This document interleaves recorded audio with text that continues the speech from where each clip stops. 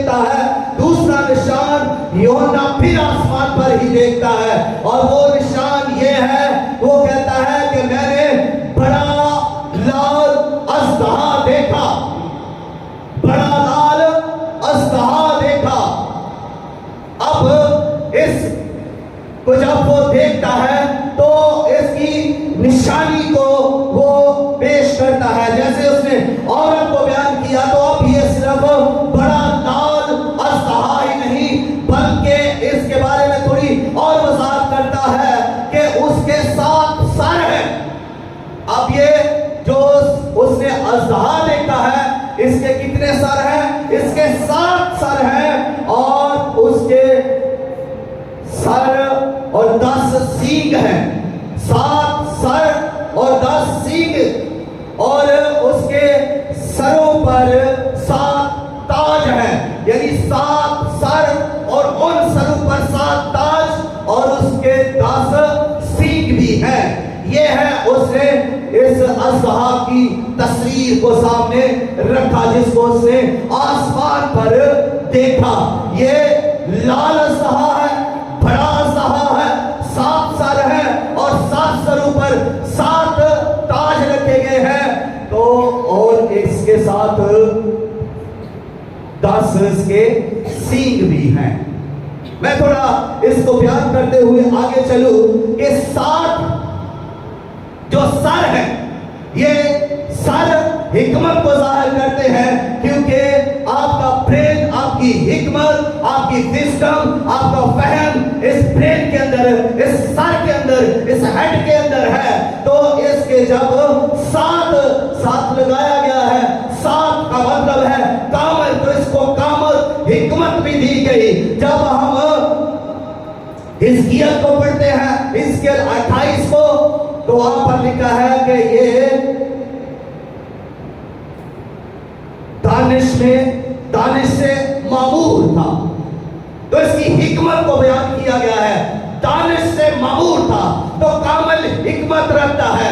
اب یہ اژدہا کی 7 سر اس کی کامل حکمت کو ظاہر کرتے ہیں، اور پھر اس کے اوپر جو 7 تاج ہیں وہ حکومت کو ظاہر کرتے ہیں، یعنی اس کی مکمل حکومت کو بھی ظاہر کرتے ہیں۔ اور پھر اس کے 10 سینگ ہیں، اور سینگ یہ ظاہر کرتے ہیں کہ یہ ان سینگوں سے بربادی پیدا کرتا ہے، مارتا ہے، تباہ کرتا ہے، خون کرتا ہے، اور لڑائی جھگڑے کرتا ہے۔ جانوروں کے سینگ آپ دیکھتے ہیں کس کام کے لیے ہے، وہ یہ سینگ جو جانوروں کے ہیں وہ بھی اسی لیے کام آتے ہیں کہ وہ مارتے ہیں اور وہ خون نکال دیتے ہیں، تباہ کرتے ہیں۔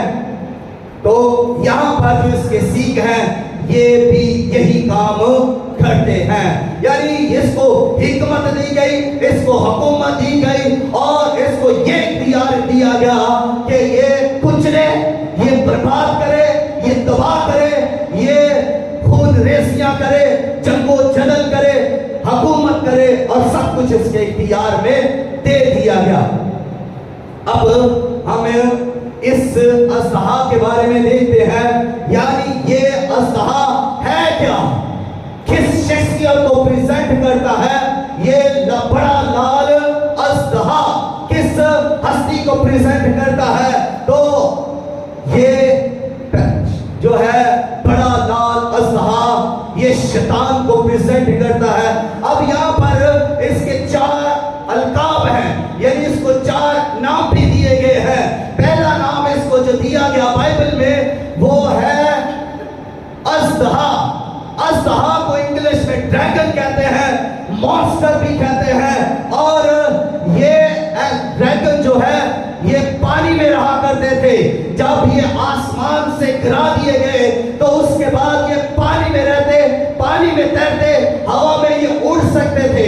اور پرانے وقتوں میں مصر کے اندر، بابل کے اندر لوگ ان اژدہاؤں کی پرستش کرتے تھے، ان کی پوجا کی جاتی تھی۔ اور اس کے علاوہ چین کے اندر، جاپان کے اندر آج بھی لوگ اس ڈریگن کی، اس اژدہا کی پرستش کرتے ہیں، پوجا کرتے کرتے ہیں اور بدھ مذہب وہ بھی ایک ڈریگنز کی پوجا کرتے ہیں. پہلے یہ ڈریگن ہوا میں اڑ سکتا تھا, پانی پر یہ تیر سکتا تھا. کیوں؟ کیونکہ یہ پانی میں رہتا تھا. اور جب ہم پیدائش کی کتاب پہلا باب پڑھتے ہیں تو ہمیں معلوم پڑتا ہے کہ بائبل مقدس بیان کر رہی ہے کہ پانی کی سطح پر خدا کا روح جنبش کرتا تھا. اس وقت زمین نہیں, زمین تو پانی کے اندر تھی. اور زمین جب تخلیق گئی, پارول قدس جو ہے وہ پانی کی سطح پر جنبش کر رہا ہے, اور جنبش کے وسیلہ سے آپ زمین تخلیق ہونا شروع ہوئی. خدا جو جو کہتا گیا وہ ہوتا گیا. اور آپ امیجن کیجئے کہ زمین بننے سے پہلے یہ اژدہا پھر کہاں رہتا تھا؟ یہ پھر پانی کے اندر ہی تو رہتا تھا. یہ ہواؤں میں اڑ سکتا تھا, پانی کے اندر تیر سکتا تھا, کیونکہ زمین اس وقت پانی کے اندر ہی تھی. اور اس کے بارے میں ہم دیکھتے ہیں کہ دوسرا نام جو شیطان کا ہے, یعنی پہلا نام اس کو ڈریگن اژدہا کا دیا گیا, پھر دوسرا نام اس کو بائبل بیان کر رہی ہے وہ ہے پرانا سانپ. پرانا سانپ باغ عدن میں یہ اسی شکل میں ظاہر ہوا. پرانے سانپ میں یہ پرانا سانپ ہوا اور آدم کے پاس آیا باغ عدن میں, اور اس پرانے سانپ نے ہوا اور آدم سے انسان کی طرح گفتگو کی. یعنی یہ کیا کر رہا ہے, دیکھتے جائیں کہ یہ پہلے کیا کر رہا ہے, پانی میں یہ تیر سکتا ہے, ہوا میں یہ اڑ سکتا ہے, اور اب یہ پرانے سانپ کے روپ میں ہے. دوسرا نام جو اس کا ہے پرانا سانپ ہے. تو یہاں پر یہ انسانوں کی طرح بولتا ہے, اور یہ ہوا سے گفتگو کرتا ہے, یہ خدا سے گفتگو کر رہا ہے, آدم سے گفتگو کر رہا ہے. اور یہاں پر یہ پرانا سانپ اور اژدہا جو ہے, یہ دو نام شیطان کی سیرت کو بیان کرتے ہیں. یعنی اس کی مکار سیرت کو, مکروہ سیرت کو بیان کرتے ہیں, ذلیلی سیرت کو بیان کرتے ہیں. کیونکہ یہاں پر اس نے آدم اور ہوا کے ساتھ بڑی عیاری, مکاری اور چلاکی کے ساتھ ہی کام کیا.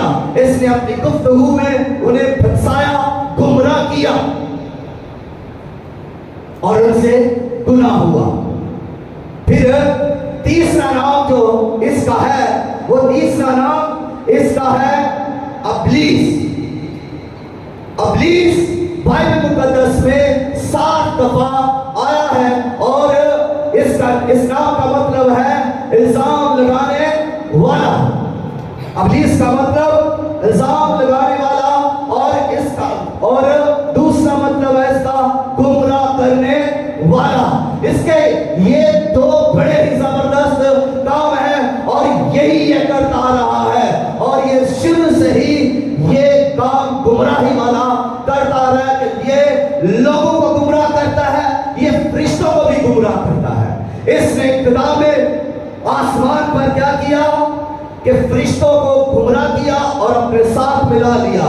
زمین پر آیا, اس نے خدا کی پہلی خلقت کو, ہوا اور آدم کو اس نے گمراہ کیا اور گناہ میں گرا دیا. اور آج تک یہ یہی کام کر رہا ہے, آج تک لوگوں کو یہ گمراہ کر رہا ہے. اسی لیے یسوع مسیح نے کہا خبردار کوئی تمہیں گمراہ نہ کر دے.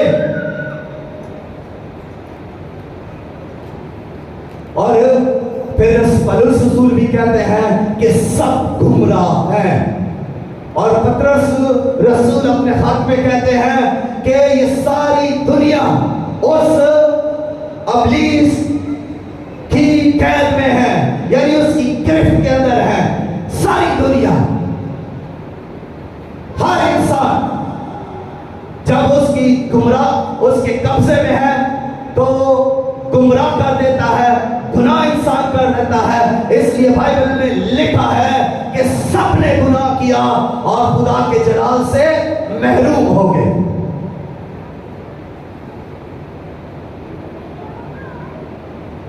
اس کا چوتھا نام جو ہے وہ ہے شیطان.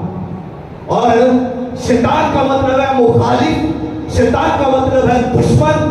اور شیطان 54 دفعہ بائبل مقدس میں لفظ آیا ہے.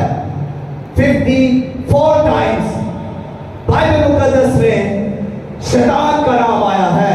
اور یہ کس کا دشمن ہے؟ یہ خدا کا کھلا دشمن ہے. یہ خدا کی خلقت کا، خدا کے لوگوں کا کھلا دشمن ہے. اور یہ کھلی دشمنی کر رہا ہے. اس کے باوجود بھی دیکھیے کہ خدا نے اسے کھلی چھٹی دے رکھی ہے. خدا نے اسے قید نہیں کیا، خدا نے اسے باندھا نہیں، خدا نے اسے ختم نہیں کیا. خدا نے اب بھی اسے رہنے کے لیے جگہ دی، خدا نے اسے اب بھی اختیار دیا. اور ابھی تک یہ وہی کام کر رہا ہے جو یہ شروع سے کرتا آ رہا ہے. اب جب یہ ایسے کام کر رہا ہے گمراہی کے، خدا کی خلقت کو یہ بگاڑ رہا ہے، خدا کے منصوبے کو بگاڑ رہا ہے، گناہ میں ساری خلقت کو یہ لے آیا ہے. تو دیکھیں خدا جو اپنی مخلوق سے محبت کرتا ہے، خدا جو اپنے لوگوں سے پیار کرتا ہے، جس کے لیے اس نے اپنا پیارا بیٹا یسوع دے دیا ہے، شیطان کو سزا کیوں نہیں دیتا؟ ہمارے ذہن میں ایسے سوال آتے ہیں، خدا شیطان کو باندھ کیوں نہیں دیتا؟ اسے آگ میں ڈال کیوں نہیں دیتا؟ اس کی عدالت کیوں نہیں کرتا؟ بہت سارے سوال اٹھتے ہیں ہمارے ذہنوں میں. لیکن سنیے، خدا نے اس کی سزا کا اعلان کر دیا ہے. شیطان کی سزا مقرر ہو چکی ہے. یہ کوئی اب نیا کام نہیں ہونا، بلکہ اس کی سزا اس وقت مقرر ہو گئی جب وہ باغ عدن میں آیا. نہیں، یہ اس کی سزا اس وقت مقرر ہوئی جب اس نے آسمان پر خدا کے خلاف کفر بولنا شروع کیا، جب اس نے خدا کے خلاف گھمنڈ کرنا شروع کیا، جب یہ گھمنڈ میں آیا اور کہا کہ میں خدا سے بھی بڑا تخت بناؤں گا.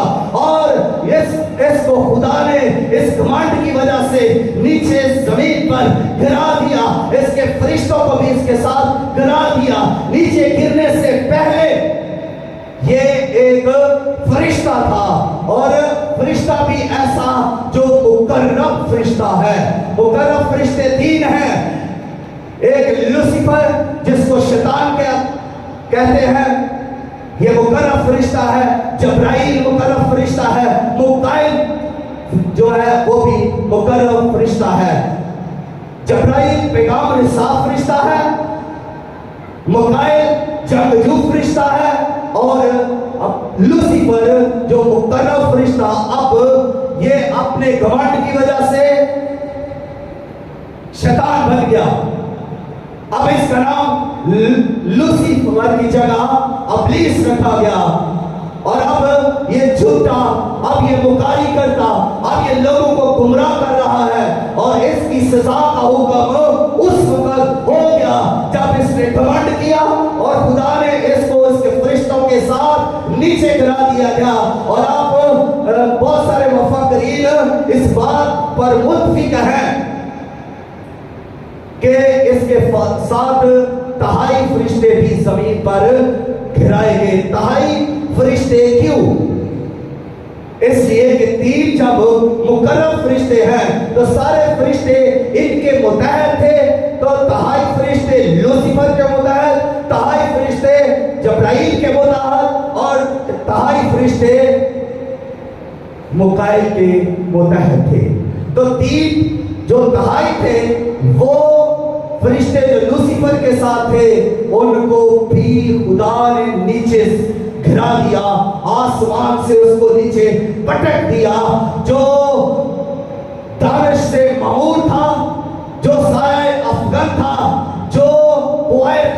लीडर था। ये आसमान की जो प्रस्तश करने वाले फरिश्ते हैं उनका लूसीफर लीडर था, उनका ये सरदार था, ये प्रस्तश में माहिर था, सांस बजाने में ये माहिर था। इसके इस जिस्म पर नगीना साजी थी, यानी कि ये कीमती पत्थर इसके जिस्म पर लगे हुए थे, और जब ये चलता था तो इसके जिस्म में से म्यूजिक की आवाज निकलती, और ये जबरदस्त प्रस्तश खुदा की करता।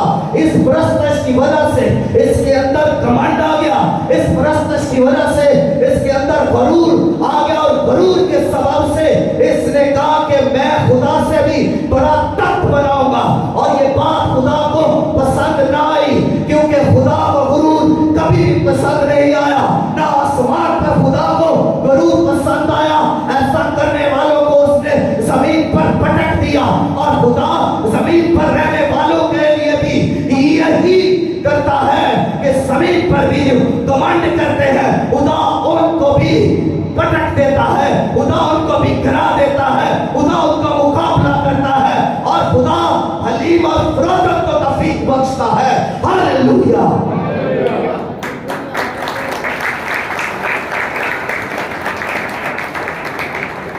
इसलिए खुदा हर घमंड, उस घमंड तकब्बर करने वाले और गरूर और शेखी मारने वाले का दुश्मन है, जो अपने आप को पेश करता है कि मैं कुछ हूं, जो अपने आप में मैं डालता है, और मैं खुदा को पसंद नहीं, मैं हूं ये सिर्फ खुदा के लिए ही है, और खुदा ही वाहिद कुदरत वाला है, और खुदा ही सब कुछ है, और खुदा ही कादिर मुतलिक है, खुदा ही आसमान और जमीन का परवरदिगार है, खुदा ही आसमान और जमीन का कुल इख्तियार रखता है, खुदा ही प्रस्तश के लायक है, खुदा ही अमल के लायक है, खुदा ही कुव्वत का सचश्मा है, और खुदा ही हमारी जरूरतों का मंबा है। हम कभी भी किसी बात में भी गरूर ना करें, अगर हम गरूर करेंगे गिर जाएंगे, खुदा अपनी हजूरी से फेंक देगा। खुदा ने उस इब्लीस को, जो लूसीफर था, जिसके नाम का मतलब है सुबह का सितारा, ये एक ही दफा बाइबल में आया है, सुबह का सितारा। लूसीफर का मतलब नाम है, नाम का मतलब सुबह का सितारा। इसको नीचे गिरा दिया घमंड की वजह से, पटक दिया जमीन पर। खुदा घमंड करने वालों को, शेखी बाजों को पटक देता है, गिरा देता है, अपनी हजूरी से निकाल देता है। इसको उसने अपनी खास हजूरी से निकाल दिया। अब ये इब्लीस और उसके फरिश्ते कभी भी तीसरे आसमान पर खुदा की हजूरी में नहीं जा सकते, कभी भी, किसी भी वक्त, ना ये रात को, ना ये दिन को, किसी भी वक्त, कभी भी, किसी भी सदी में ये जा ही नहीं सकते, क्योंकि खुदा जिसने उनको नीचे पटक दिया है, उनके इस संगीन गुनाह की वजह से खुदा कभी भी इन्हें कबूल नहीं करेगा। खुदा ने इसे जमीन पर पटक दिया। अब देखिए कि ये इसकी पहली सजा थी, इब्लीस की ये पहली सजा थी, ये सजा का पहला स्टेप था, जो इसको आसमान से, खुदा की हजूरी से निकाल दिया गया, जमीन पर गिरा दिया गया इसके फरिश्तों के साथ। ये पहला स्टेप था। इसके आगे भी इसके लिए सजाएं हैं। अब जो दूसरी सजा जिसके लिए यहाँ बाइबल मुकद्दस मुकाशवा की किताब 12वें बाब और उसकी 7वीं आयत से शुरू होती है। एक जंग जो फरिश्तों की जंग है। हम इससे पहले सुन चुके हैं दुनिया के अंदर इंसानों की जंगें, मुल्कों की जंगें जो इंसानों ने लड़ी, लेकिन कभी आपने फरिश्तों की जंगों के बारे में नहीं सुना। हमने एक जंग के बारे में सुना, वो आसमान पर हुई, यानी खुदा और उसके फरिश्ते लड़े और मुकाइल ने और खुदा के फरिश्तों ने उसको जमीन पर पटक दिया। इस जंग के बाद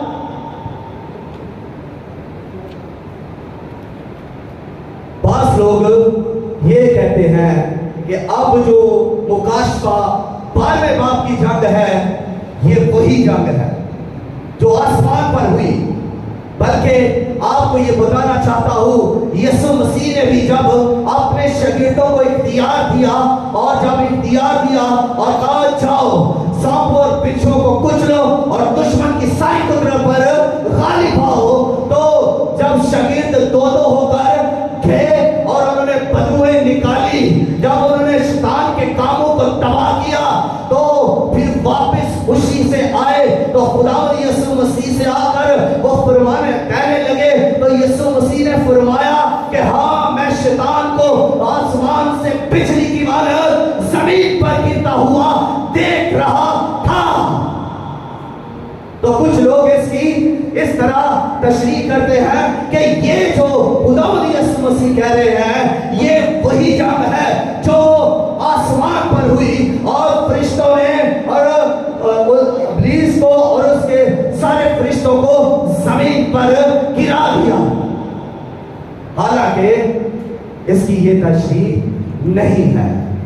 جو یسوع مسیح کہہ رہے ہیں وہ یہ کہہ رہے ہیں کہ جب شاگردوں کے اختیار دیا گیا تو 4000 سال پہلے آدم سے لے کر یسوع مسیح تک اتنے انبیاء رسول آئے، پیغمبر آئے، نبی آئے، صحائف آئے، بہت کچھ اس دنیا میں ہوا، لیکن کسی کے پاس یہ اختیار نہیں تھا کہ وہ اختیار دیتا کہ انسانوں سے بدروحوں کو نکال سکے۔ وہ اختیار سے بدروح کو کہتا کہ اس بدل کو چھوڑ اور وہ چھوڑ جاتی۔ 4000 سالوں میں ایسا کبھی نہیں ہوا تھا، کسی شخص نے بھی اختیار کے ساتھ کوئی بدروح نہیں نکالی تھی، لیکن یہ پہلی دفعہ تھا جب یسوع مسیح اپنے شاگردوں کو اپنا اختیار دے کر بھیجتے ہیں، اور جب یسوع کے شاگرد اپنا اختیار استعمال کرتے ہیں تو اختیار استعمال کرنے کے سبب سے بدروہیں جسموں سے نکل رہی ہے، وہ چلاتی ہوئی نکل رہی ہے، وہ تڑپتی ہوئی نکل رہی ہے۔ تو یہ جب ہو رہا ہے تو ابلیس کی بادشاہی میں ایک زبردست ہلچل پڑ گئی، ابلیس گرتا ہوا نظر آیا، اور یہی یسوع مسیح دیکھ رہے تھے کہ اس کے شاگرد اس کا اختیار استعمال کر رہے ہیں اور ابلیس پریشان ہے، ابلیس کی سلطنت تباہ ہو رہی ہے، اس کی بادشاہی میں ہلچل مچ گئی ہے۔ اور آج بھی وہ اختیار آپ کے پاس ہے، کلیسیا کے پاس ہے۔ جب کلیسیا وہ اختیار استعمال کرتی ہے تو پھر ابلیس کے چھکے چھوٹتے ہیں، ابلیس گھبراتا ہے، ابلیس سے ڈرتا ہے، ابلیس کانپتا ہے۔ جب کسی ایماندار کا ہاتھ اختیار کے ساتھ اٹھتا ہے تو ابلیس کو وہاں سے جانا پڑتا ہے، بدروحوں کو جانا پڑتا ہے، موکلوں کو جانا پڑتا ہے، اور ابلیس کے فرشتوں کو بھی اور بدروحوں کو چھوڑنا پڑتا ہے، کیونکہ اختیار کس کا ہے؟ یسوع کا اختیار ہے، اور یسوع کا اختیار استعمال ہو تو ابلیس کو گرنا ہی پڑتا ہے۔ اس لیے یسوع مسیح نے کہا آسمان اور زمین کا کل اختیار مجھے دیا گیا ہے۔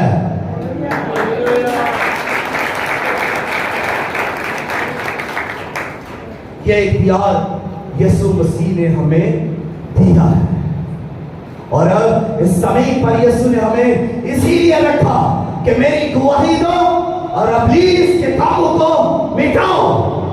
یسوع مسیح بھی تو ابلیس کس لیے آئے؟ یسوع مسیح پہلی بات کہ وہ انسانوں کو، گناہگاروں کو نجات دینے آئے، دوسری بات کہ وہ ابلیس کے کاموں کو مٹانے آئے۔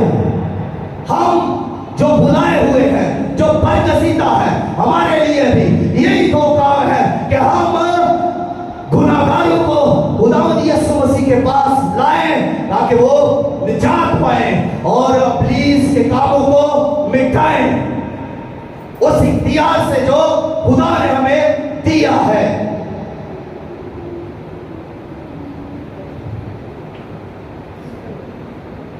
اگلی سزا اس کی جو ہے وہ یہاں جو مکاشفہ 12واں باب اور 70 آیت میں ہے کہ فرشتوں میں جنگ ہوئی. یعنی مکائل خدا کے فرشتے، مکائل جو خدا کا جنگجو فرشتہ ہے، مکائل اور خدا کے فرشتے لڑنے کے لیے، شیطان سے لڑنے کے لیے آئے. پہل کس نے کی؟ خدا کے فرشتوں نے جنگ کا اعلان کیا، اور ان کا جوابی کاروائی کس نے دی؟ ابلیس اور اس کے فرشتوں نے.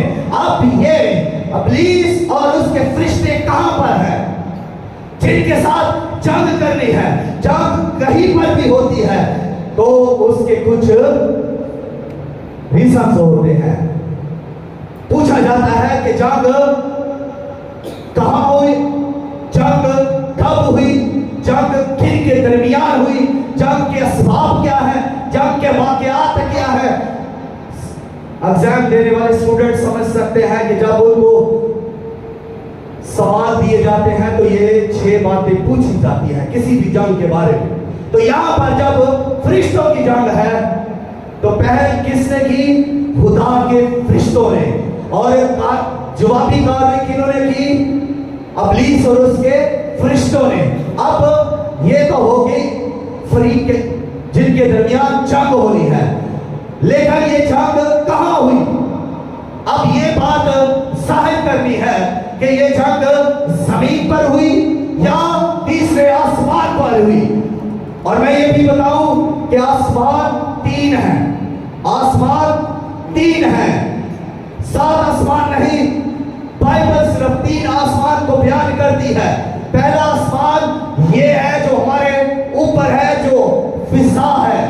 اس کو بائبل میں آسمان کہا گیا ہے جس میں پرندے اڑتے ہیں، جس میں ہوا ہے.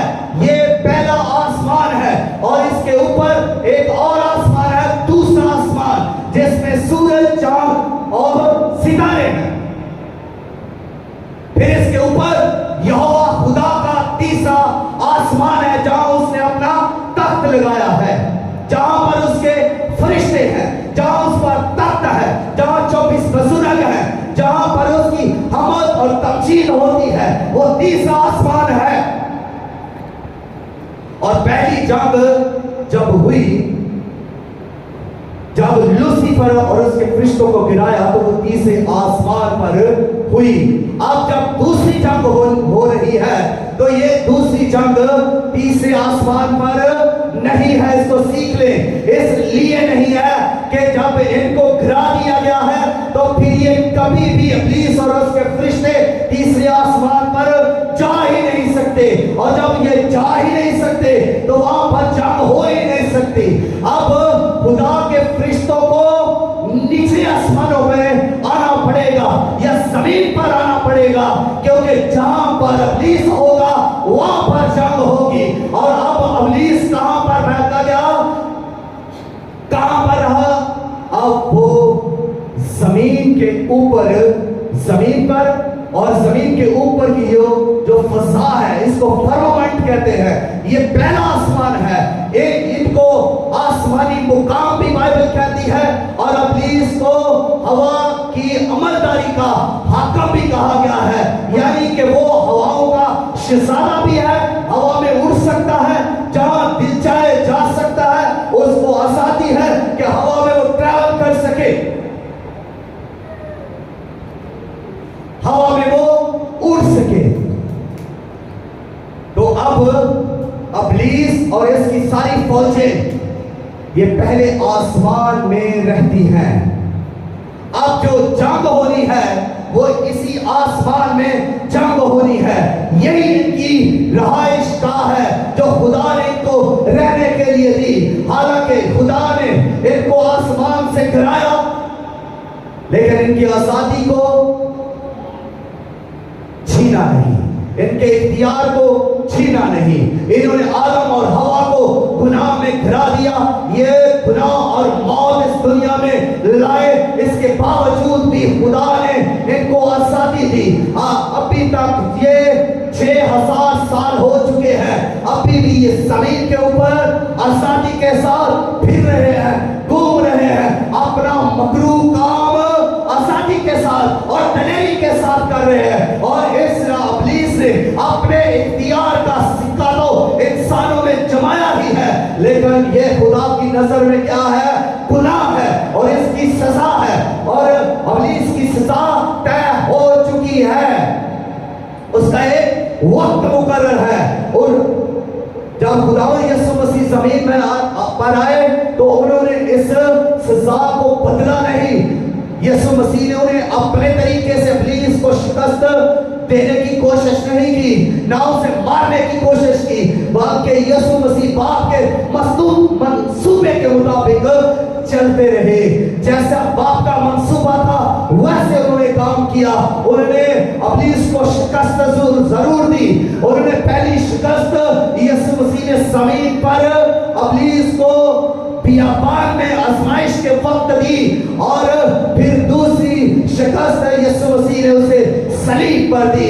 फिर वो जिंदा होकर मौत पर फतह पाकर जब जिंदा हुए तो यीशु मसीह ने इब्लीस को शिकस्त दी। और फिर जब वो 40 दिन के बाद आसमान पर उठाए गए और बाप की दादी तरफ जाकर बैठ गए, तब भी ये तीसरी शिकस्त यीशु मसीह ने इब्लीस को जमीन पर उसके घर में आकर उसे दी। अब इब्लीस की जो दूसरी सजा है वो आसमानी मुकामों में, जहां पर वो रिहाइश पजीर है, आजादी से फिर रहा है, मकरू काम कर रहा है, इल्जाम लगा रहा है, खुदा की खलकत को तबाह और बर्बाद कर रहा है, खुदा की खलकत को गुनाह में गिरा रहा है। अब खुदा के फरिश्ते लड़ने के लिए आएंगे इन मुकामों पर जहां पर इब्लीस है, और इब्लीस के फरिश्ते लड़ेंगे।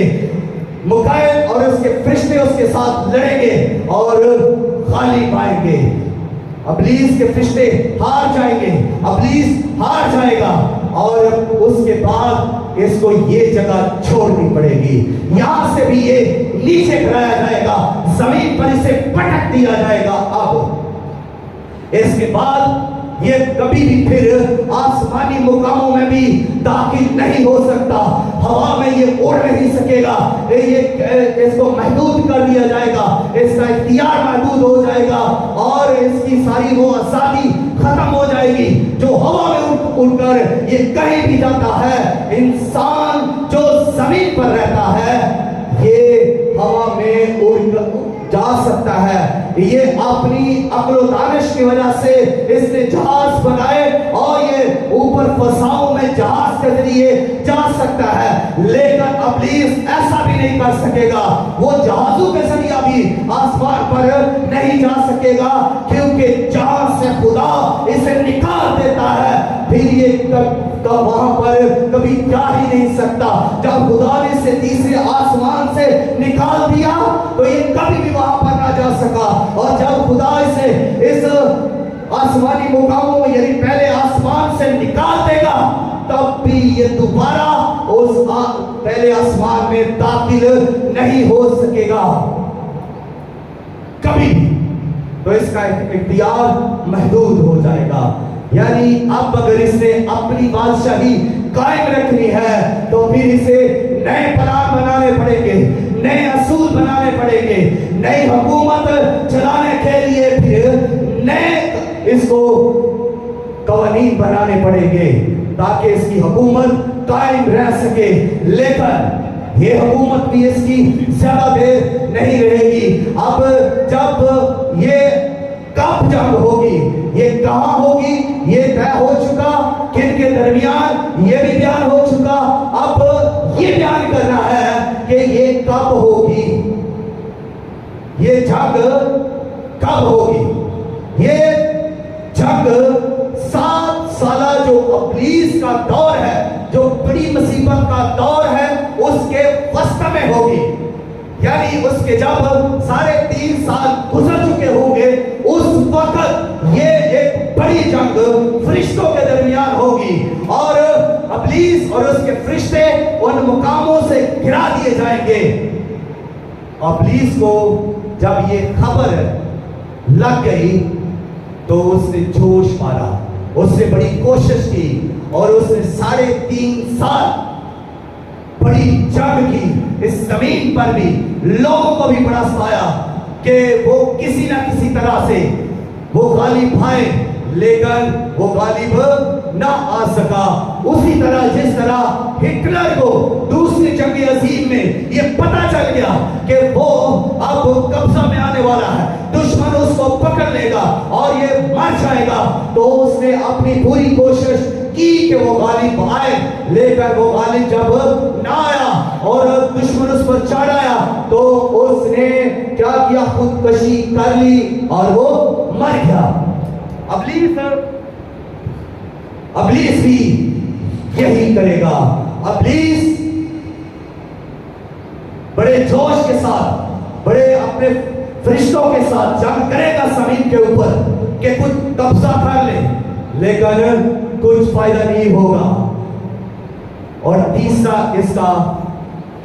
سزا کا اس کا جو درجہ ہے وہ یہ ہے کہ اس جنگ کے بعد، یعنی یہ بڑی کوشش کر رہا ہوگا، جنگ کر رہا ہوگا، ایک ہی فرشتہ آسمان سے آئے گا۔ Only one angel of God come on the earth۔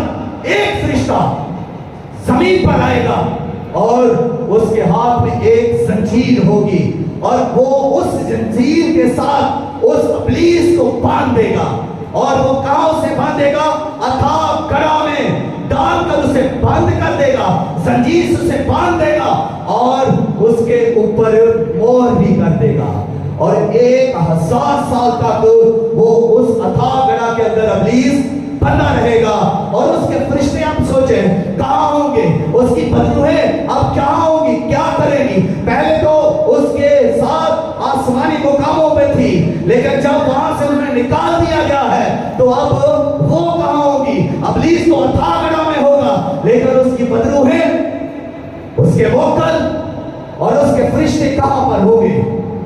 یہ زمین پر ہوں گے، اور اب یہ رہنے کے لیے انسانوں کے بدنوں کو ڈھونڈیں گے، انسانوں میں رہائش پذیر ہوں گے۔ انسانوں میں جب یہ فرشتے رہیں گے، بدروہیں رہیں گی، تو اس وقت آپ دیکھیں کہ انسان کتنے بچائے ہو جائیں گے، ظلم کے اندر آئیں گے، اور جس کے اندر بدرو ہوگی وہ بدرو کی قید میں ہوگا، جس کے اندر ابلیس کا فرشتہ ہوگا وہ اس کی قید میں ہوگا، جو ابلیس کے موکل اس کے اندر ہوگا وہ اس کی قید میں ہوگا۔ تو انسان کتنا دکھ اٹھائے گا ان بدروہوں کے سبب سے، اور یہ کتنے سال ہوگا؟ 1000 سال۔ ایک طرف تو یہ ابلیس کے سارے درندے انسانوں کو تنگ کر رہے ہوں گے، ذلیل کر رہے ہوں گے، ظلم و ستم ان پر کیا جا رہا ہوگا، لیکن دوسری طرف خداوند یسوع مسیح اپنی کلیسیا کے ساتھ 1000 سال تک بادشاہی کریں گے، تخت لگیں گے، تختوں پر بیٹھیں گے، یسوع مسیح انصاف کریں گے، کلیسیا انصاف کرے گی، آپ بھی انصاف کریں گے، آپ بھی تختوں پر بیٹھیں گے اور انصاف کریں گے۔ اس لیے اگر آج کوئی زیادتی کر رہا ہے تو اس سے کہے کہ آپ سے دوبارہ ملاقات ججمنٹ کے دن ہوگی، جس روز عدالت ہوگی، جس نے آپ کے ساتھ ظلم کیا ہے، زیادتی کی ہے، آپ کو یہ موقع دیا جائے گا، آپ اس کی عدالت کریں، آپ اس کا انصاف کریں، خدا آپ کو اپنا اختیار دے گا، اور اس وقت وہ شخص آپ کی عدالت میں کھڑا ہوگا اور آپ اس کی عدالت کریں گے۔ اور چوتھی سزا، جو آخری سزا ابلیس کی اور اس کے فرشتوں کی ہے، یہ میں آپ کے سامنے رکھنا چاہتا ہوں کہ یہ چوتھی سزا اس کی یہ ہے کہ آگ اور گندک سے چلنے والی جھیل میں ڈالا جائے گا۔ کون ڈالا جائے گا؟ ابلیس، شیطان، یہ سانپ، یہ اژدہا، اس میں ڈالا جائے گا، تاکہ یہ عبدالآباد رات دن چلتا رہے۔ یہ رات دن، حالانکہ ابدیت میں رات نہیں، आसमान में रात नहीं। लेकिन यहां पर इसलिए रात दिन कहा गया, मतलब कि इसका लगातार सजा हो, लगातार कहर, लगातार अजाब, आग का अजाब, आग की भट्टी, आग की झील, जिसे दूसरी मौत कहते हैं। आपके लिए पढ़ना चाहूंगा कि पहली सजा किसको होगी। शैतान से पहले हैवान और झूठा नबी इसी आग में डाले जाएंगे। फिर इब्लीस को इसी आग में आग और गंधक की झील में डाला जाएगा। फिर इसके फरिश्तों को भी इसी में डाला जाएगा। फिर उन इंसानों को जिन्होंने हैवान की परस्तिश की और उसकी हाथों और माथे पर छाप ली, उनको भी इसी झील में डाला जाएगा। और फिर उन सारे इंसानों को, बदकारों को, जादूगरों को, गुनाहगारों को, कानूनिक लोगों को, बदकारों को, नशेबाजों को, बुज़दिलों को, इन सभी को, बुत परस्तों को इसी आग की झील में डाला जाएगा। और ये सब एक ही जगह पर डाले जाएंगे। और यहां पर ये अब्दुल आबाद चलते रहेंगे। अब्दुल आबाद